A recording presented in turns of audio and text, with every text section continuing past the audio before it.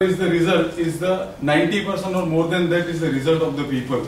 So it is very much necessary for many businesses and every business to really create a great working culture so that the employees and all the stakeholders, they are coming and visiting the business and they are doing something or the other for the business, they are happy.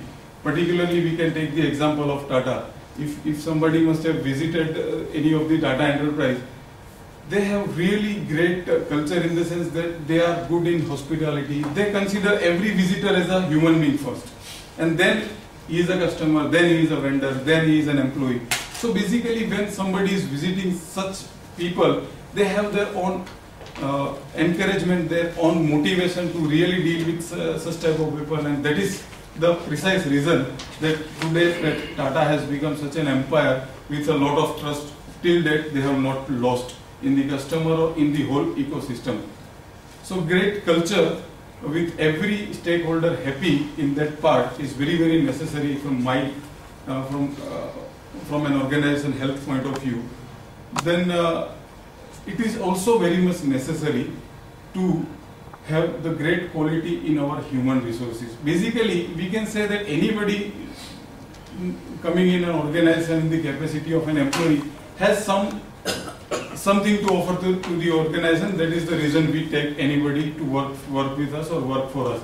But then a lot of people coming with different background and upbringing. So basically when that person has to become the part of the culture of an organization, it requires to really groom that person. It requires to train everybody coming for my organization, because my organization has its set culture, its set values. So anybody coming from any background has to be really trained and groomed to set into that environment and to really become part of the organization and do not disturb any of the regular proceedings. So very great qualities of human resources is important, not only from the technical or professional point of view, but from the behavioral point of view, from the values point of view, from the character point of view, so that our health as an organization, because one individual doing some wrongdoing for a great organization, even like Tata, can really hamper the image of the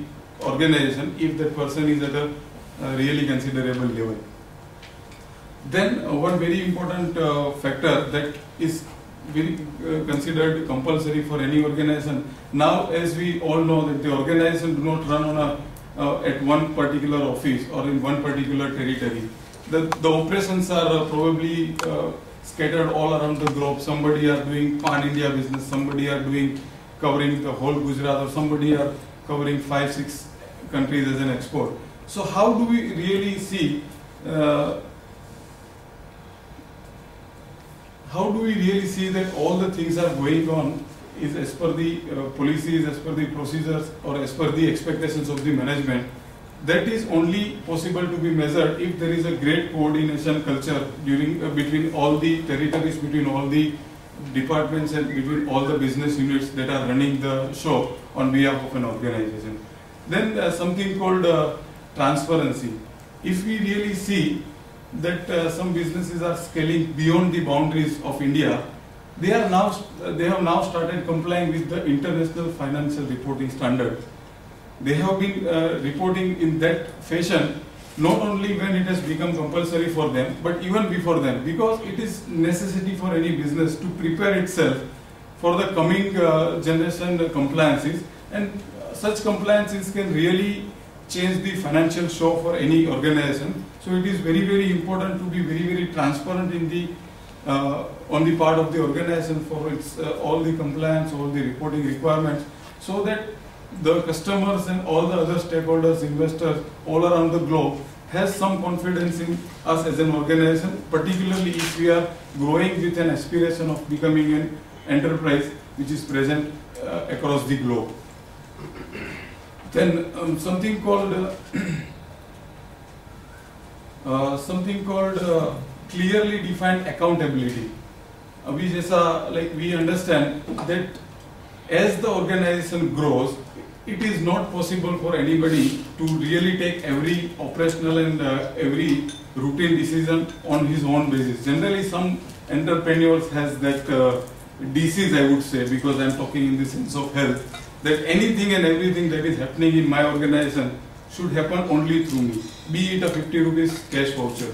You know, basically when you really want to scale your organization from one level to other level, then you really have to create an environment of the trust. Apart from the trust, you also have to create the controls and coordination so that a great delegation of authorities and responsibilities we can do. And if that we can do, then it can set a pace for the organization to really go to the next orbit and scale at a greater height. You know, this delegation is something very, very important in the health of an organization. If the MD of an organization is doing really something routine, then that organization can really not even think of growing. So delegation is the key for any financial, for any organization to be very healthy in the financial sense. Then high adaptability to the change. Today, as we are seeing that something disruptive kind of innovations are happening in any businesses, be it some service industry or be it manufacturing, particularly in the electronics and electrical segments. Things are happening on a daily basis, things are changing in a daily basis, technologies are moving so very fast that if we as a businessman, if as a business we do not have the correct processes to adapt to the changes and correct processes to keep on doing some R&D, some innovation in our day-to-day activity, it is very, very difficult for us to remain healthy in the days to come.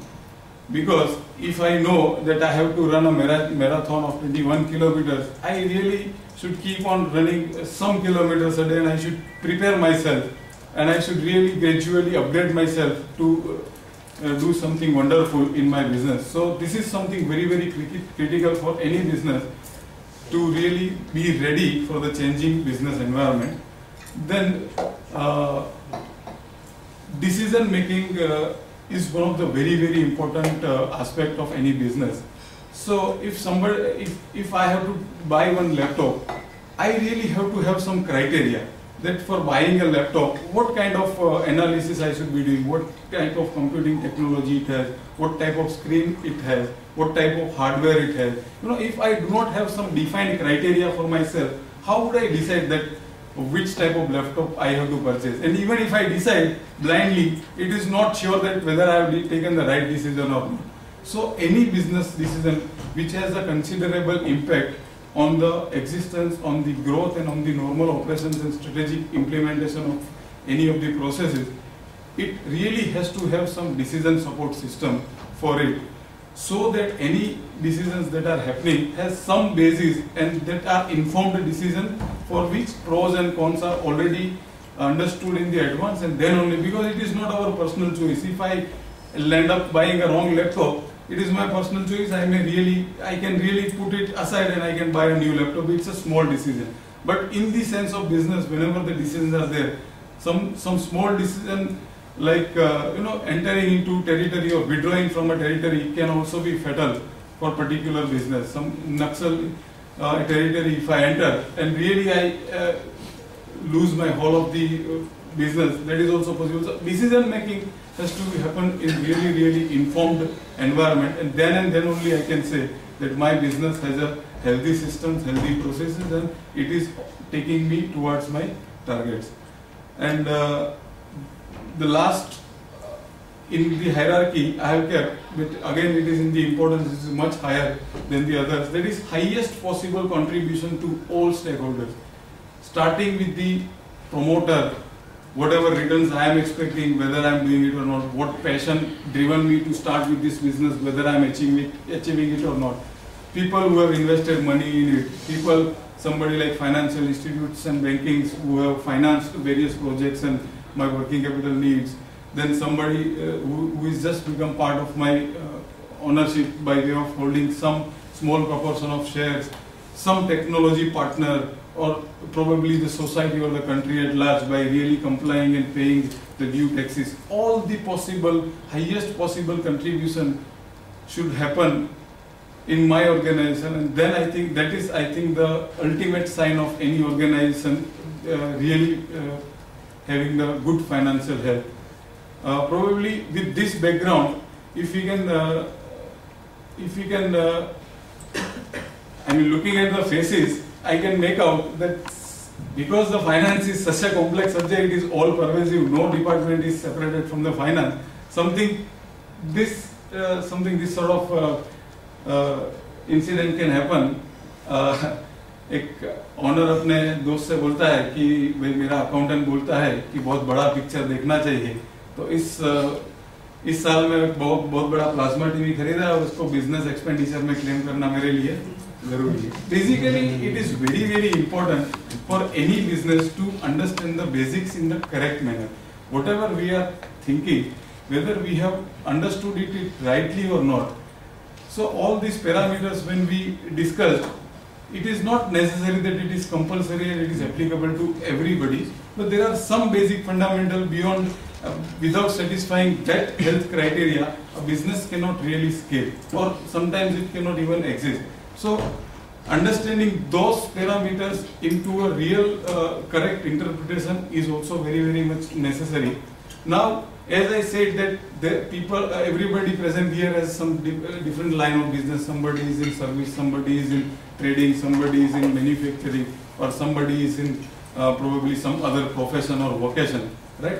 So it is there is no defined set of financial measure as it is for any organization beyond 4 or 5 that we have studied. Like it should be profitable, it should be solvent, it should be giving the proper asset. Those are some basic and generally accepted worldwide parameters that any business can be measured upon. But as we really understood it in detail, for every business house, for every business, there are different parameters to really check the financial health of an organization. How we really decide some measures for our business, that what is important to my business, how should I really make measures? Because it depends, like there are different businesses that are doing into, as I suggested, there are different lines of business, there are different ways in which people are doing the business. So what all are the criteria that will help us in defining that what are the right measures for my business? One of the very very important, as we already discussed, that what kind of organization I am running. That is the first parameter, that is the first thing I have to consider while I really make the measures for my business. If I am a not-for-profit making organization, I really have some different motives. So what kind of sign can give it, what kind of health sign can be possible for a not-for-profit organization? How many associations it has done, how many programs it has done, how much money they have spent for the set objective for which they are running the not-for-profit show. But for a business organization, it is very very obvious that any business running the show for the commercial reason, profit, growth, asset utilization and shareholders value creation. So not-for-profit, profit, and whatever is the way of some association, whatever are the type of organization has a different measure. If it is a business, then it has a different measure. If it is a non-business, if it is a trust, if it is anything else, it has a different measure. So if I have a business and I am into trading, what can be my criteria that what is my inventory turnover ratio, something like that, you know. So every different business has a different measure. Then something very interesting called stage of an organization in the organization life cycle. Basically, any organization, we call it as a perpetual entity, which is taking birth once and not dying in any future time period. But it is not the truth. We have all seen that anything has come into existence, it dies. So basically, there are 4 or 5 stages in an organization life cycle. Something coming into existence, we can call it just as a birth stage of an organization. So measures are driven even by the stage of an organization. If I am a just born organization, I have really different measures. Say, okay, what kind of capitalization I have done, what kind of technologies I have invented and applied. If I am a just born organization, I have to also see that what kind of establishments I have done, what kind of image I have created, whether before arriving in the world did I inform my prospective customers that I have informed. So basically those measures are different. Then some growing organization, they have some different difficulties. when there is an organization which is in a growing stage, the controls is on a losing part. So when it is a growing organization, one side there is a requirement of finance at every stage, there is a requirement to control every penny that we are spending. So there also the parameters are different. Then the organization is coming to the mature stage. There it is the the challenge for the management, that how to really keep this organization live. And in spite of all the efforts they do some association, they do the territory expansion, particularly in the developed country. This particular scenario has happened, that whatever you do, your existence is in danger, and ultimately it comes into the maturity stage. So it goes out of the ecosystem. So basically, it is very, very important for us as to understand as a businessman that for me, where my organization stands. Somebody must have started the organization 15, 20 years back, but still, just they have established that, okay, we are there. So though it is in the existence for so much long period of time, it is still in the birth stage. So birth stage, growing stage, stagnant stage, maturity stage. Whatever is the stage of the organization, priorities are different, objectives are different in the organization. So accordingly, measures also for the performance and health checkup of the organization are different. Then again, stakeholders also make a big difference in deciding what are the measures. Some companies are really dividend conscious. If every year some percentage of dividend is not paid out, the investors are not happy. Some shareholders and some organizations are so very aggressive that they say that for next 10 years we really don't want to pay out anything, because we have come out with the understanding only that my project will take off about 5 years. So next 5 years we don't want to pay out. It depends upon the stakeholders also to really set the measures, like how the healthy is an organization. And it also depends a lot on the style of the management, that whether my organization, what kind of measures I have to take as an organization. Some organizations are very conservative. So they have that kind of conservative measures and targets and objectives. But some organizations, particularly the set of people sitting here, they are always aimed at not a really 10-20% growth in their top and bottom line. They really want to go beyond that. So they have to be very aggressive in their management style when it comes to the measuring the performance of any department or the overall financial health of an organization. So again, it depends on that. Looking at this all stage type, management styles and the people, we have to also see that in this particular phase of the economic scenario, how much I really want to earn, how much I really want to grow, and how much I really want to control my activities. That also will help me in deciding that what kind of parameters, what kind of measures I have to set, so that I ensure that my profit, my growth and my control are all balancing and my existence is in very much safe hands, and I am growing at some particular rate which I have set for myself. And sometimes, as I said, that some organizations are really very aggressive. So looking at every new opportunity coming to it, it really tries to tap it, but it is not really necessary for any organization, because the whole of ecosystem is affected by a particular organization. So whenever an organization is approaching for any opportunity, it really has to have some really right set of measures and decision-making tools to alert the management that, okay, this is an opportunity, but these are the things to have the attention for. So basically, this is the set of the things we should be keeping in mind while deciding our business parameters. So it is not common for all. Some profitability, value creation and all, which are really fundamental for any business, are there. But apart from that, whatever we have discussed, some service-driven organization is more toward creating the culture and hospitality.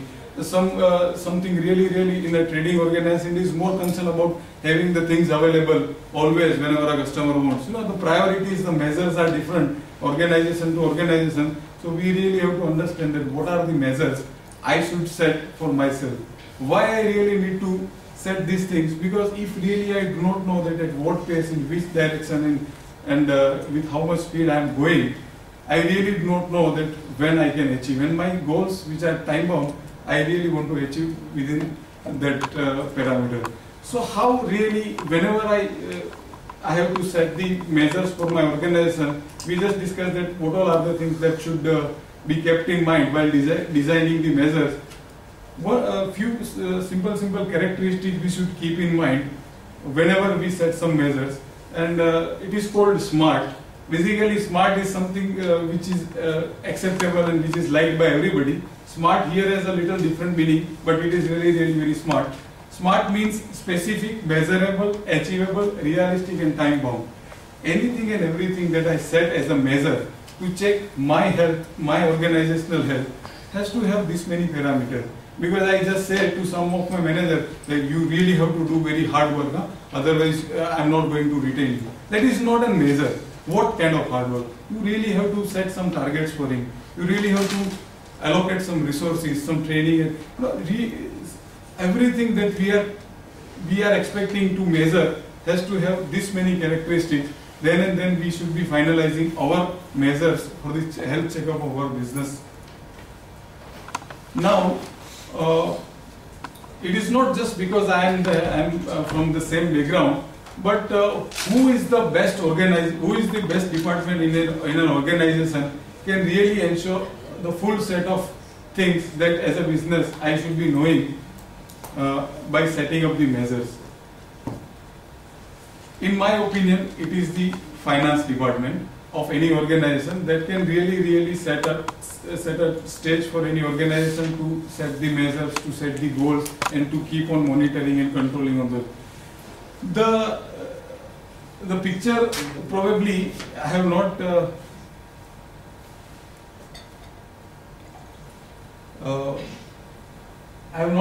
technically mentioned anything on this slide, with some understanding that I have already given that okay, finance department is very important nowadays. This is the finance department 20 years back, 15 years back, only responsible for doing the things after the things are done. Previously, the finance department was responsible to do the things after the things are done.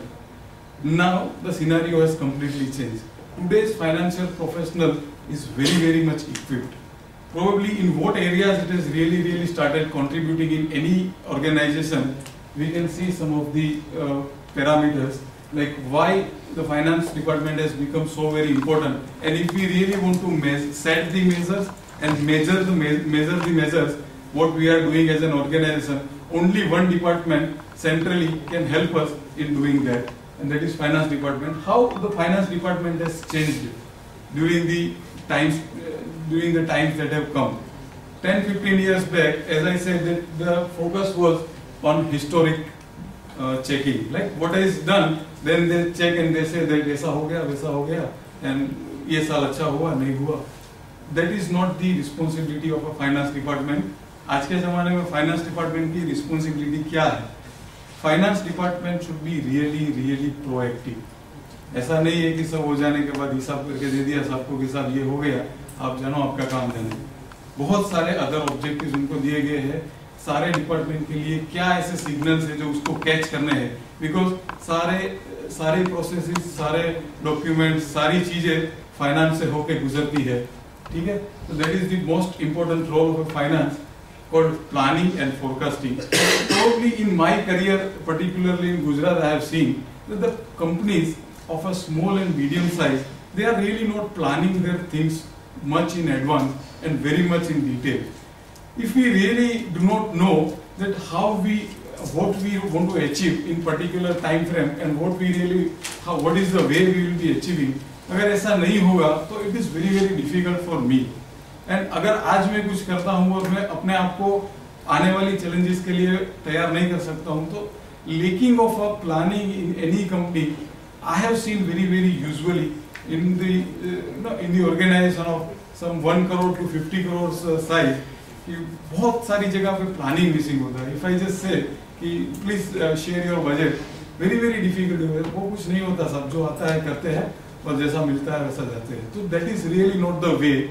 Whatever is the size of the business, even if the turnover of 50 lakhs, it is very important for anybody to plan and forecast what we are going to do, and that important function is now played by the finance professionals. Then the role previously used to be a functional role, operational role. आके कोने में table के नीचे बैठ गया, पता ही नहीं चला बंदा आया है, चाहे उसको मिला कोई देगा, इसको लगा कि आया है तो दे देगा, नहीं तो उसको कोई कंसीडर नहीं करेगा. He has been a cost center all around. But now the approach has changed. He has become a strategically more important person for an organization, because anything and everything happens in an organization that happens at a planning stage, and planning and forecasting requires a lot of involvement of a finance department. So the role has really shifted from an operational and functional to a strategic role. This I am basically sharing to really to make you all understand that I have also seen the cases, size of the organization maybe 8 crore, 10 crore, and the account function is outsourced to a person with a 5,000 rupees per month. What do you expect? What do you really expect to know from that particular person who is really running show of about 50 companies like you? What kind of analysis it will give? So I am just trying to share this for those organizations which are really not giving even due importance to the finance department, because we are aiming to a really great growth, and we are talking about really inorganic rate of increase in our turnover and bottom lines. So how we really should equip. So this is the reason I am sharing this. It has also one very important role to play, that is whatever is decided, whether everything is going in all the department as directed by the management as per the policies and whatever the basis that they have created, only account and finance department can give the assurance by way of various reports and analysis that okay, whatever we had decided for every department, it is going in the same fashion. Then as I said, that the finance department is all pervasive. Any department cannot say that I am not connected with finance, and that is the reason finance has come into center, and that is the reason it has gained so much of the importance in the management. ये वही एक reason है कि किसी को भी कुछ भी करना होगा, फाइनेंस का कंसेंट, फाइनेंस का यू कैन से फाइनेंस का एडवाइस सबसे पहले लेना चाहिए कि भाई इस डिसीजन को कैसे देखा जाए. तो इट इज ऑल परवेसिव. एक भी डिपार्टमेंट, एक भी डिवीजन या एक भी डिसीजन ऐसा नहीं होगा जहाँ पे फाइनेंस को आप भूल जाओ. अगर ऐसा करते हैं then there are consequences. Then as we already seen that over a period of time, looking at the business as a whole from the bird eye point of view, एक शायद वही एक ऐसा डिपार्टमेंट है जिसको ओवरऑल फंक्शनल, ओवरऑल ऑर्गेनाइजेशन का knowledge है. तो उसकी वजह से he has the foresight कि in the coming time what are the challenges that are coming. और अगर वो पहले से वो सारी चीजें मैनेजमेंट के सामने रखता है कि these are the challenges which I am foreseeing for our organization, probably the organization can prepare better to face the challenges. Then yes, as he said that every department is connected through finance. So all the department, the objective that we have discussed, that proper coordination between all the processes and department. Again, the chain and the key is the finance and representation to all the stakeholders. If we just take an example of a listed company, even if there is an investor meet, if there is a representation to SEBI, the representation to stock exchanges, to bankers, to management, to CEO, to board of directors, anybody, basically this person is the one who is doing any stakeholder, who is representing the organization to all the stakeholders. So it is utmost necessary for all the organization to give that department that kind of capability so that they can really perform what they are expected to perform, and that can really change the directions and the pace of any organization so far as the growth and productivity rates are concerned. How we really check, basically financial health checkup के लिए, as we have seen that profitability, liquidity, asset utilization, basically these are some basic statements we all get, and as a businessman at some level, at some successful level, I understand that these are the statements we keep on seeing as a manager.